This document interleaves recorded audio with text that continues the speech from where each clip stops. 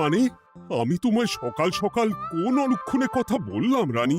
আমি তো কিছুই বুঝতে পারছি না। বললেন না, অলক্ষণে কথা বললেন না। ভুলে যাবেন না, আমি আপনার রানী, এই কৃষ্ণনগরের রানী। আমি তো তোমায় একটু কোনো কথা নয়, হ্যাঁ? নিজের কাজ নিজে করুন, বুঝলেন? অন্দরমহলে আমার অনেক কাজ আছে। নিজের কাজ নিজে করব? আমি তোমার স্বামী, আমি তোমার কাছে এইটুকু আবদার করতে পারি না? হ্যাঁ,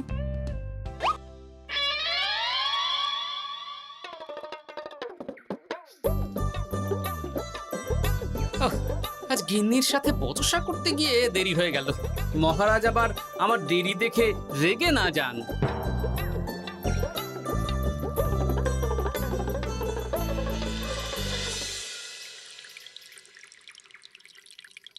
হ্যাঁ, তুমি কথাটা খুব একটা মন্দ বলনি মন্ত্রী।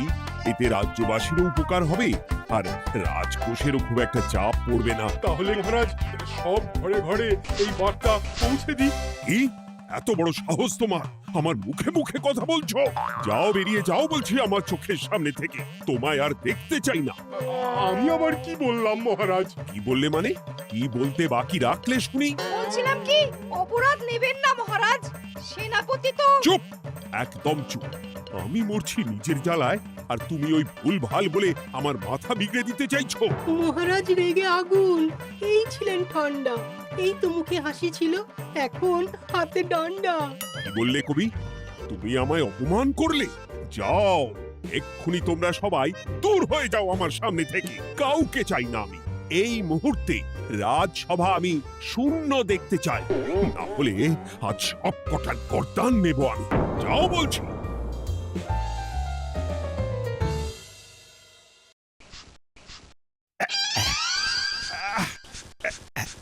আহা, একটু শান্তি হলো।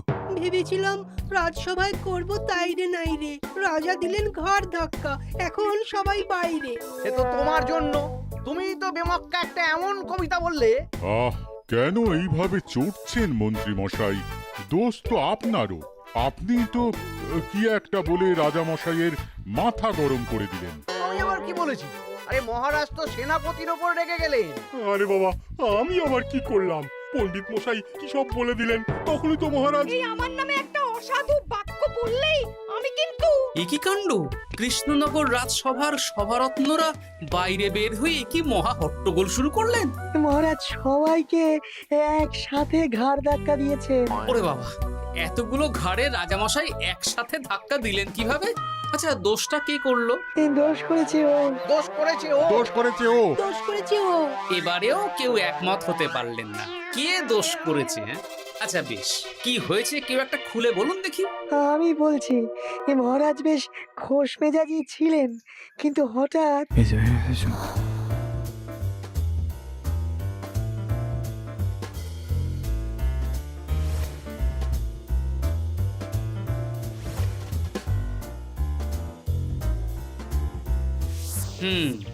এই কাণ্ড! এ তো ভারী অদ্ভুত রোগ মনে হচ্ছে। মহারাজের আচমকা মাথায় রক্ত চড়ে গেল নাকি? হ্যাঁ, মহারাজ আপনাদের রাজসভায় ডেকেছেন। ওরে বাবা না, যাব না গো আমি, আমার কাছে আমার প্রাণ সবচেয়ে দামি। আমিও যাব না, নির্ঘাত মহারাজ গর্দান নিতেই ডাকছেন। আমিও যাব না গোপাল, আমারও প্রাণের বড় মায়া। আচ্ছা, এটা কি কোনো কথা হলো? হ্যাঁ, প্রাণের মায়া কার নেই বলুন তো? আর মহারাজ যে গর্দান নিতেই ডাকছেন তার কি কোনো মানে আছে? অন্য কারণও তো হতে পারে। তুমি কি করে বুঝলে? হ্যাঁ, বুঝতে পারিনি, তবে আন্দাজ করেছি। তোমাদের কথাতেই শুনলাম মহারাজ খোশ মেজাজেই ছিলেন, সহসা রেগে গেছেন। আবার যে সহসা খোশ মেজাজেই ফেরেননি, তাই কি বলা যায়? এটা তুমি বলনি তো মন্দ। চলো সবে ফিরিয়ে আনি রাজসভার ছন্দ। আরে গোপাল, এসো এসো এসো। তা এত দেরি করলে কেন? বাকিরা কোথায়? তারা আসছেন মহারাজ। আপনি তাদের ডেকেছেন, তাদের ঘাড়ে কটা মাথা যে তারা আসবেন না। কিন্তু মহারাজ, আমি অন্য কথা ভাবছি। কি কথা গোপাল? আপনি নাকি সভায় আজ হঠাৎ সবার উপরে রেগে গিয়ে তাদের সভা থেকে বের করে দিয়েছেন মহারাজ। এ কি সত্যি মহারাজ? আরে না না গোপাল, মোটেও না। বলতে পারো আমি সবার সাথে একযোগে একটা রসিকতা করছিলাম। আমি দেখছিলাম সবাই আমার রসিকতা কেমন বুঝতে পারে। তাই নাকি? আসলে তুমি ছিলে না বলেই এরা কেউ আমার রসিকতা ধরতে পারেনি। এ কি সত্যি মহারাজ, আপনি সত্যি আমাদের উপর কোনো রাগ করেননি? হুম, এ কি, এই সব কিছুই আপনার রসিকতা ছিল? ও মা, তাই নাকি মহারাজ? এই যে আপনি শুনিয়ে দিলেন কথা কড়া কড়া, সবকিছুই ছিল আসলে নিছক মজা করা। আহ, আবার যত সব বাজে বকছো তোমরা। এত কথা কেন? তোমরা কেউ আসলে মহারাজ কৃষ্ণচন্দ্রের রাজসভার যোগ্য নও। যাও, যাও, দূর হয়ে যাও। কিন্তু মহারাজ, এই যে আপনি বললেন। আহ, তুমি সবার আগে যাও তো। তুমি হলে সব নষ্টের গোড়া। যাও বলছি, আমার আর ভালো লাগছে না। যাও। জব বাবা।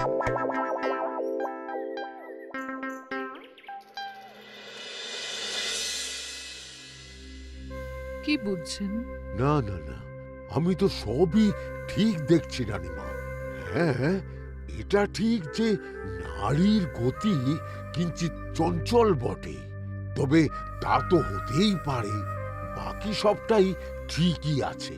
তাহলে এমন হচ্ছে কেন? মহারাজ এইভাবে যখন তখন রেগে যাচ্ছেন কেন? আজ শুনলাম আপনাদের সভা থেকে দুবার বের করে দিয়েছেন, আবার ফিরিয়ে এনেছেন। হুম, হুম, হুম। আমি ওষুধ পাঠিয়ে দিচ্ছি, আর মহারাজের কিঞ্চিত বিশ্রামের দরকার। হ্যাঁ, তোমার মাথা আর আমার মুন্ডু। বলি, আমি বিশ্রাম নিলে রাজকার্যকে চালাবে শুনি তুমি, নাকি ওই অকর্মার ঢেকি মন্ত্রী? না মানে ওই আমি। যাও, আর আমার কথা বলতে ভালো লাগছে না। আমাকে একটু একা থাকতে দাও।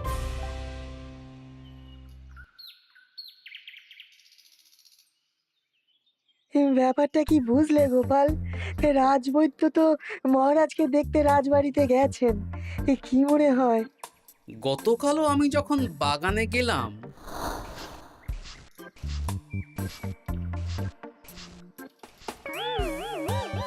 গোপাল, তোমার কি মনে হয় মহারাজকে কোন রোগে ধরেছে? এই রেগে যাচ্ছেন, আবার এই মাথা ঠান্ডা হয়ে গিয়ে ডেকে পাঠাচ্ছেন। আমি বলি কি গোপাল, তখন সবার সামনে বলিনি বটে, তবে এখন তোমার সামনে স্বীকার করতে বাধা নেই। কি কথা বিজ্ঞানী? মহারাজের এই রাগের কারণ হয়তো আমি। আমার মনে হয় আমার দোষেই উনি এরকম বারবার রেগে যাচ্ছেন। কেন? আসলে মহারাজ আমাকে একটা মাথা যন্ত্রণা সারার ওষুধ আবিষ্কারের দায়িত্ব দিয়েছিলেন, তো আমি অনেক চেষ্টা করেও সেই ওষুধটা আবিষ্কার করতে পারিনি। যেটা আবিষ্কার করেছি তাতে সেরকম কাজ হচ্ছে না। আমার মনে হয় ওনার মাথা ব্যথা থেকে এরকম হচ্ছে। সে যাই হোক, তুমি কিছু একটা করো গোপাল। মহারাজের অসুখ কিভাবে সারানো যাবে সেটা নিয়ে কিছু একটা ভাবো। ভাবতে তো হবেই। আজ সন্ধেবেলায় তুমি তোমার বাড়িতে বাকি সভাসদদের ডেকে আনো, আমি সমাধান সঙ্গে নিয়ে সময় মতো চলে আসবো। আচ্ছা বেশ, তাই হবে। আমি এখনই বাকিদের খবর দিয়ে দিচ্ছি। আর বিজ্ঞানী, একটু এদিকে এসো তো, একটা কথা আছে।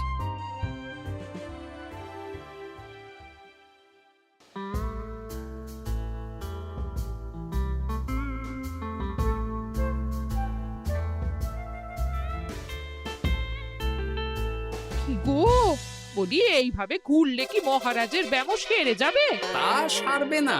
তার চেয়ে এক কাজ করি, কিছুটা আলু আর ছোলা সেদ্ধ করেছি, তার সাথে নুন, লঙ্কার গুঁড়ো আর লেবু দিয়ে মেখে আলু কাবলি বানিয়ে দিই, কি বলো? হ্যাঁ, দাও দাও দাও, মন্দ হয় না। মহারাজের মন উচ্চাটন। তার কি কারণ? মাঝে মাঝে আসছেন আর মহারাজ রেগে আগুন হয়ে যাচ্ছেন, আবার যেই সে ব্যামো ঠিক হয়ে যাচ্ছে মহারাজ সেই আগের মতন। তার উপর আবার সভাসদেরা মনে করছে তাদেরও কোনো দোষ আছে। তাহলে দুয়ে দুয়ে চার করতে হবে, কিন্তু কিভাবে কিভাবে কিভাবে? এই নাও আলু কাবলি খেয়ে পেট ঠান্ডা করে নাও দেখি। হ্যাঁ, বেশ কিছুদিন আগে বিজ্ঞানী লেবুর রসের জাদুর কথাই তো বলছিল। আচ্ছা গিন্নি, তুমি তোমার বিয়ের সময় তোমার বাবার মুদির দোকানের একটা কাঠের ছোট বাক্স পেয়েছিলে না, যাতে শ্বশুর মশাই মোহর রাখতেন? উমা, সে বাক্স তো ঝুলকালি মেখে আছে গো, তা দিয়ে তোমার কি হবে? ঝুলকালি লেগেছে? বাবা বাবা বাবা, তাতে তো আমার কাজ আরো ভালো হবে। যাও যাও যাও, নিয়ে এসো দেখি। আমি ততক্ষণে বেশ খানিকটা অদৃশ্য কালি বানিয়ে ফেলি। না না, আমি তো বলছি মহারাজের কোনো রোগ নেই, সামান্য উদ্বেগ ছাড়া আর কোনো সমস্যাই নেই মহারাজের। তাহলে মহারাজ আমাদের এই তুর্কি নাচন কেন নাচাচ্ছেন শুনি, মস্করা করে? তাই তো উত্তর জানা চাই তো। আর এই যে এত জরুরি তলব পাঠিয়ে গোপাল আমাদের ডেকে পাঠালো, তার তো টিকিরও দেখা নেই। গোপাল কি করবে শুনি? যে রোগ আদপেই নেই সেই রোগ কিনা ওই গোপাল ছাড়াবে? আমার তো বিশ্বাসই হয় না। বিশ্বাসে মিলায় বস্তু, তর্কে বহু দূর, তাই না মন্ত্রী মশাই? পেলে গোপাল, মহারাজের রোগ সারাবার কোনো উপায় পেলে? আচ্ছা গোপাল, রাজবৈদ্য বলেছেন মহারাজের কোনোই অসুখ নেই, তা তুমি কি সারাবে শুনি? হ্যাঁ, রোগ হয়তো রাজবৈদ্য মশাই ধরতে পারেননি, কিন্তু কিছু তো আছেই যার জন্য মহারাজ এমন আচরণ করছেন, তাই না? তা তুমি বলো না মহারাজ এমন কেন করছেন, আর কি তার সমাধান? এক এক করে বলি। আমি ভেবে দেখলাম এর জন্য আমরাই দায়ী। বলো কি? আমরা সবাই কোনো না কোনো সময়ই মহারাজের রাগের কারণ হয়েছি, তাকে আঘাত দিয়েছি, বিষণ্ণ করেছি। ইচ্ছে করে করিনি হয়তো, কিন্তু করেছি। আর মহারাজ সেই সব কথা বুকে চাপা দিয়ে রেখেছেন। তুমি বলতে চাইছো অতীতে সেই সব ভুলের কারণেই মহারাজ এমন করছেন? আমার তো তাই মনে হয় সেনাপতি। আচ্ছা তর্কের খাতিরে যদি তাই ধরে নি, তাহলে এখন আমাদের কি করণীয়? আমরা তো কাল যন্ত্রে চেপে অতীতে ফিরে যেতে পারবো না যে সেই সব ভুলগুলো শুধরে দেব। তা হয়তো হবে না, কিন্তু কিংকর্তব্য বিমূঢ় বাবার আদেশ যদি মানি, তাহলে এই সমস্যার সমাধান সম্ভব মন্ত্রী মশাই। কি বললে? ত্রিকালজ্ঞ বাবা কিংকর্তব্য বিমূঢ়, সে আবার কি গোপাল? আছেন একজন জ্ঞানী ব্যক্তি, আমার খুব পরিচিত। তার দেওয়া একটা উপদেশ আমার জানা আছে। আমার বিশ্বাস তাতে মহারাজের এই সমস্যার সমাধান হয়ে যাবে। কি করে শুনি? এই কালি হলো অদৃশ্য কালি। কলম দিয়ে অদৃশ্য কালিতে কাগজের উপর লিখতে হবে। কি লিখতে হবে? লিখতে হবে যে মহারাজের সাথে অতি সাম্প্রতিককালে আমরা যা যা অন্যায় করেছি তাই লিখতে হবে। কোনো মিথ্যে কথা লেখা যাবে না। তবে চিন্তা নেই, অদৃশ্য কালি, ফলে কেউ কারো লেখা পড়তে পারবে না। এইবার এই কাগজ ভাঁজ করে ফেলে দিতে হবে এই বাক্সে। বাক্সে তালা, তার চাবি থাকবে মন্ত্রী মশাইয়ের কাছে। আবার আমার কাছে কেন? পরে যাতে কোনো সন্দেহ না করেন, যা সন্দেহ বাতিক মৌন আপনার। বললে এইবার এই বাক্স সারা রাত নদীর ধারে বটতলায় পড়ে থাকবে, চাঁদের আলো পান করবে। তারপর সকালে আমরা সবার সামনে এই বাক্স ফেলে দেব নদীর জলে। সবার অন্যায় সারা রাত চাঁদের আলো পান করে শুদ্ধ হয়ে ভেসে যাবে নদীর জলে। ব্যাস ব্যাস, আমরা সবাই পাপ মুক্ত হয়ে যাব। একদম সবাই শুদ্ধ হয়ে যাব, আর মহারাজের ব্যামো সেরে যাবে। কিন্তু তুমি কোনো চালাকি করছো না তো গোপাল? অদৃশ্য কালিতে লেখার সাথে আমি আর কোন চালাকি করব মন্ত্রী মশাই? দেখুন, আমি একটা কাগজে লিখছি। কি কিছু বোঝা যাচ্ছে? সত্যি তো কিছু বোঝা যাচ্ছে না যে আদৌ কিছু লেখা হয়েছে কি হয়নি। তাহলে লেখা শুরু করা যাক। এক এক করে লিখুন আর কাগজ ভাঁজ করে বাক্সে ভরে দিন। আর হ্যাঁ, একদম মিথ্যে কথা লিখবেন না, তাহলে কিন্তু লেখাগুলো অদৃশ্য থাকবে না, ফুটে উঠবে। আচ্ছা গোপাল, বুঝেছি। কলম কালি মন, লেখে 3 জন। মিথ্যে কথা লিখে দিলেই ঘটবে অঘটন। আমি বাক্সটা নদীর পাড়ে সঠিক জায়গায় রেখে আসব। তারপর কাল সকালে সবাই মিলে এই বাক্স ফেলে দেব নদীর জলে। ঠিক আছে?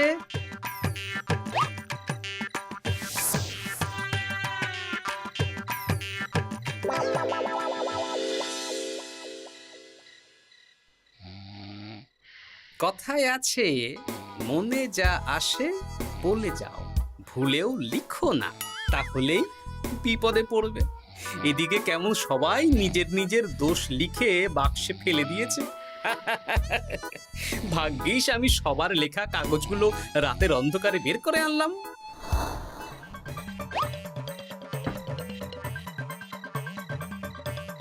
এইবার এই কাগজগুলো ঢুকিয়ে দিলেই কেল্লা ফতে। এখন সবার পাপের স্বীকারোক্তি আমার হাতের মুঠোয়।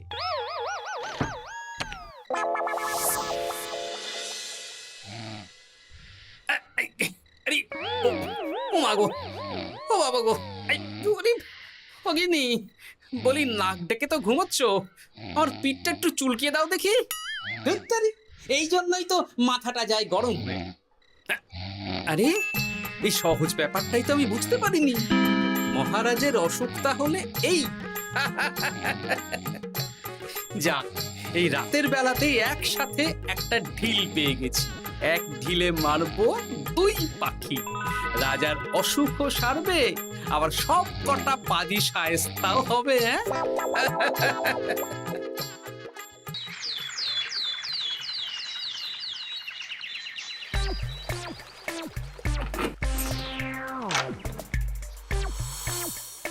কি এইবার শান্তি হয়েছে তো মন্ত্রী মশাই? যেমন অদৃশ্য লেখা ছিল সেরকমই আছে তো? কিন্তু এতে কি মহারাজের রোগ সেরে যাবে? যাবে না মানে? মনে করুন সেরে গেছে।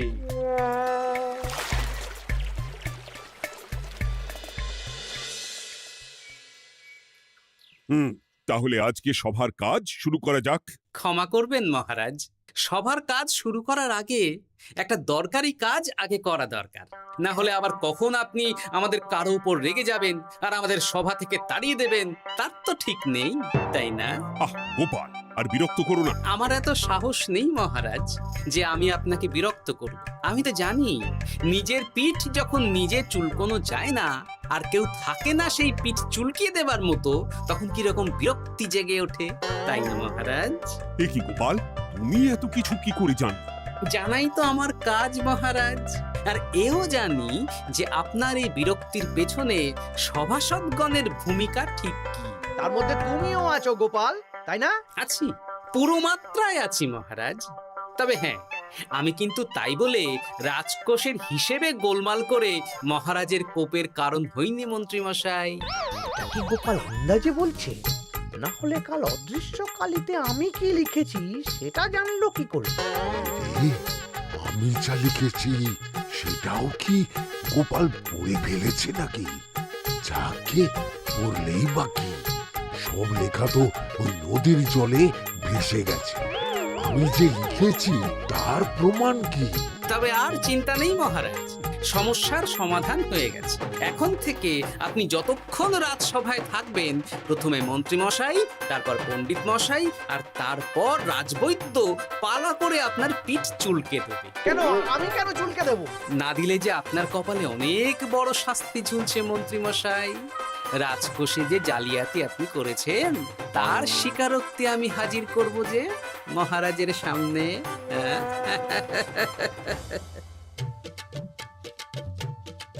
এই নিন মহারাজ মন্ত্রী মশাইয়ের পাপের স্বীকারোক্তি। আপনি আগে মন্ত্রী মশাইয়ের লেখাটা পড়ুন, তারপর একে একে সকলের স্বীকারোক্তি দিচ্ছি। এ কি মন্ত্রী, তুমি রাজকোষ থেকে 500 মোহর চুরি করেছো, আর তার বদলে সেই হিসেব তুমি পুকুর পাড় বাঁধানোর খরচ হিসেবে দেখিয়েছো। এই সেরেছি, এটা ফুটে উঠলো কি করে?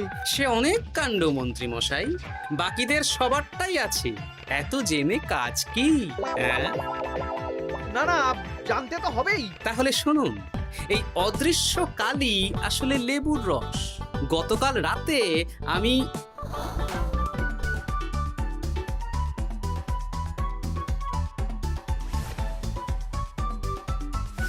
এবার লেবুর রসে অদৃশ্য লেখা কেন বা কিভাবে ফুটে উঠলো সেটা বিজ্ঞানী বোঝাবে। লেবুর রসে লেখা আগুনের তাপে ধরলে ফুটে ওঠে, কারণ লেবুর রসে থাকা অম্ল কাগজের সাথে থাকা শ্বেতসারের সাথে বিক্রিয়া করে এবং তাপ পেলে সেই বিক্রিয়া দ্রুত হয়ে কাগজের শ্বেতসার রাসায়নিকভাবে পরিবর্তিত হয়ে গাঢ় রং ধারণ করে। অনেক দিন আগে বিজ্ঞানীর কাছে ব্যাপারটা জেনেছিলাম, আজ কাজে করে দেখালাম। এবার মন্ত্রী মশাই দেখুন, মহারাজের সেবা করা ভালো না তার বদলে চাবুক খাওয়া ভালো?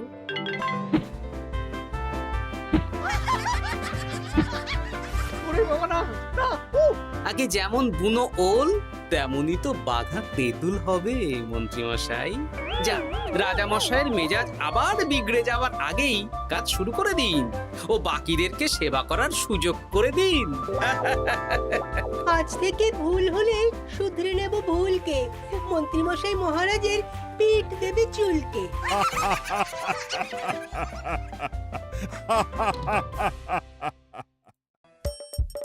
হাসির রাজা, জ্ঞানের রাজা, রসিক রাজা।